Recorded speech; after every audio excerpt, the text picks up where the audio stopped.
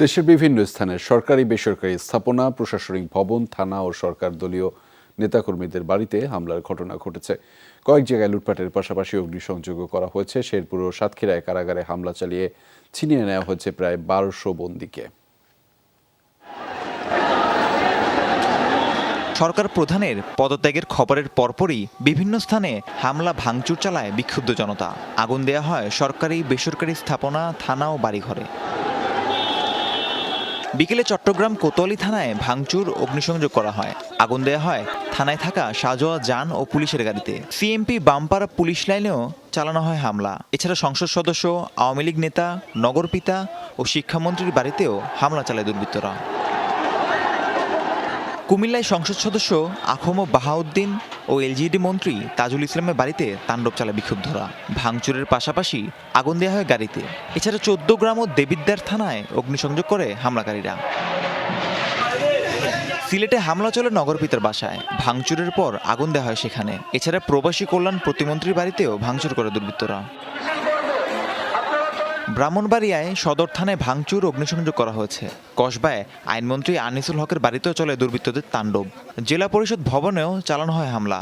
আখাউড়ায় আওয়ামী লীগের নেতাকর্মী, উপজেলা ভবন ও রেলওয়ে জংশনে ভাঙচুর করে বিক্ষুব্ধ জনতা।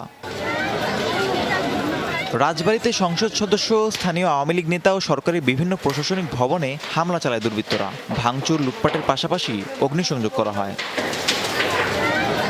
লালমনিরহাটেও বিক্ষুব্ধ জনতা হামলা চালিয়েছে সরকার দলীয় নেতাকর্মীদের বাড়িতে। অগ্নিসংযোগ করা হয়েছে কয়েক জায়গায়। ঝিনাইদহে সদর উপজেলা আওয়ামী লীগের সাধারণ সম্পাদক শহীদুল ইসলাম হিরণের বাড়িতে দুর্বৃত্তরা অগ্নিসংযোগ করে। অবরুদ্ধ হিরণ দগ্ধ হয়ে প্রাণ হারান। এ সময় তার গাড়ি চালককেও কুপিয়ে হত্যা করে দুর্বৃত্তরা। শেরপুরে জেলা কারাগারে হামলা চালিয়ে ৫২৭ আসামিকে বের করে নিয়েছে দুর্বৃত্তরা। এ সময় কারাগারেও অগ্নিসংযোগ করে তারা। এছাড়া সদর থানাতেও হামলা চালানো হয়েছে। একই অবস্থা সাতক্ষীরায়। জেলা কারাগারে হামলা ও ভাঙচুর চালিয়ে বের করে নেওয়া হয় ৫৮৮ বন্দীকে। এ সময় কারাগারের প্রধান ফটক ও দেয়াল ভেঙে ফেলে দুর্বৃত্তরা। জয়পুরহাটে সদর থানা ঘেরাও করে হামলা চালিয়েছে বিক্ষুব্ধ জনতা। থানার ভেতরে ঢুকে লুটপাট চালায় তারা। নারায়ণগঞ্জে পুলিশ লাইনে হামলা চালিয়েছে দুর্বৃত্তরা। এ সময় লুট করে নেওয়া হয় ভেতরে থাকা রেশনের চাল, ডাল সহ কয়েকটি মোটরসাইকেল। এছাড়া সংসদ সদস্য সেলিম ওসমান ও শামীম ওসমানের বাড়িতেও ভাঙচুর চালানো হয়। রূপগঞ্জে সাবেক পাট ও বস্ত্রমন্ত্রী গোলাম দস্তগীর গাজী এমপির বাসভবনেও হামলা চালিয়েছে বিক্ষুব্ধ জনতা। ভাঙচুরের পাশাপাশি সেখানে লুটপাট চালায় তারা। ঢাকার ধামরাই থানায় হামলা চালিয়ে ভেতরে থাকা গাড়িতে আগুন দেওয়া হয়। ভাঙচুর করা হয় থানায়। এছাড়া আশুলিয়া থানাতেও হামলা ও অগ্নিসংযোগ করেছে দুর্বৃত্তরা। নড়াইলে সংসদ সদস্য মাশরাফি বিন মর্তুজার বাড়িতে ভাঙচুর ও লুটপাট চালানো হয়েছে। এ সময় আওয়ামী লীগের বেশ কয়েকজন নেতাকর্মীর বাড়িতেও অগ্নিসংযোগ করা হয়। মেহেরপুরে সংসদ সদস্য ও জনপ্রশাসন মন্ত্রীর বাড়িতে ভাঙচুর করা হয়েছে। এছাড়া জেলা জজ কোর্টের পাবলিক প্রসিকিউটরের বাড়িসহ বেশ কিছু স্থাপনায় ভাঙচুর করেছে দুর্বৃত্তরা।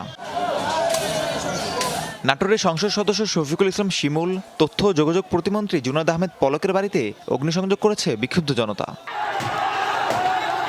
বরগুনায় সংসদ সদস্য সুলতানা নাদিরা ও সাবেক সংসদ সদস্য ধীরেন্দ্র দেবনাথ শম্ভুর বাসভবনে হামলা চালানো হয়েছে। মাদারীপুরের সংসদ সদস্য শাহজাহান খান, কেন্দ্রীয় আওয়ামী লীগের যুগ্ম সাধারণ সম্পাদক আফম বাহাউদ্দিন নাসিমের বাসভবন এবং তাদের মালিকানাধীন কয়েকটি স্থাপনায় আগুন দিয়েছে বিক্ষুব্ধরা। ঝালকাঠিতে বীরনিবাসে হামলা ও ভাঙচুর চালানো হয়েছে। দুর্বৃত্তরা বীরনিবাসে প্রবেশ করে ভাঙচুর করে আসবাবপত্র। কুষ্টিয়ায় মডেল থানায় হামলা চালিয়ে অস্ত্র ও মোটরসাইকেল লুট করেছে দুর্বৃত্তরা। এরপর অগ্নিসংযোগ করা হয়। এছাড়া দুই সংসদ সদস্য আওয়ামী লীগের যুগ্ম সাধারণ সম্পাদক মাহবুবুল আলম হানিফ ও কামরুল আরেফিনের বাসভবন এবং কার্যালয়ে ভাঙচুর, অগ্নিসংযোগ করেছে বিক্ষুব্ধ জনতা। চুয়াডাঙ্গায় সরকার দলীয় নেতাকর্মীদের ঘরবাড়িতে হামলা চালানো হয়েছে। লুট করা হয়েছে ব্যবসা প্রতিষ্ঠানেও।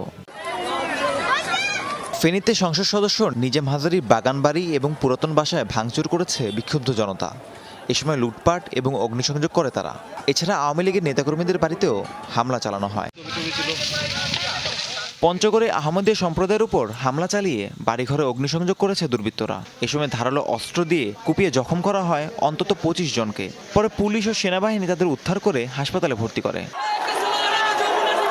এছাড়া লক্ষ্মীপুর, বান্দরবন, বরগুনা, টাঙ্গাইল সহ বিভিন্ন স্থানে হামলা অগ্নিসংযোগের ঘটনা ঘটেছে। রাহিম সারোয়ার, যমুনা নিউজ।